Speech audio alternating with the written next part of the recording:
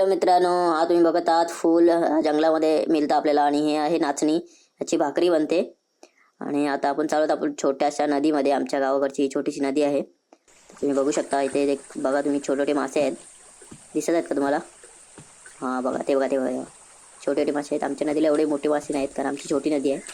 आता चाललो आमच्या शेतामध्ये. ही आहे वरी हिला बोलतात आणि हे आहे मुंगाचे शेंगा. हे आपण असे भाजून पण खातो आणि याची भाजी सुद्धा बनते. आणि हे आमच्या शेतातले बुजगावणे, हे आम्ही जंगलातल्या प्राण्यांना घाबरवण्यासाठी लावतो कारण ते शेतीचं नुकसान नको व्हायला. आणि हे आमच्या शेतातलं छोटंसं पाट हे काढावं लागतं कारण साईडची शेती सुकली पाहिजे, त्यामुळे भाताचं नुकसान नको व्हायला.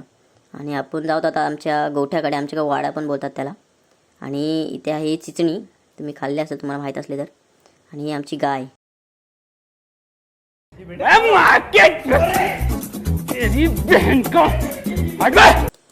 ही चिचणी तुमच्याकडे काय बोलतात ते तुम्ही कमेंट करून सांगू शकता. आणि हा आमचा डॉगी.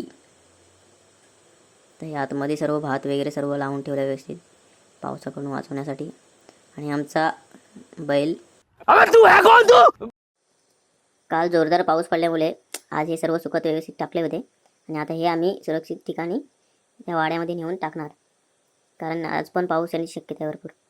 त्यामुळे हे सर्व लवकरात लवकर आपल्याला आतमध्ये टाकावं लागेल. तर मी लगेच उचलला आणि लगेच घेऊन निघालो.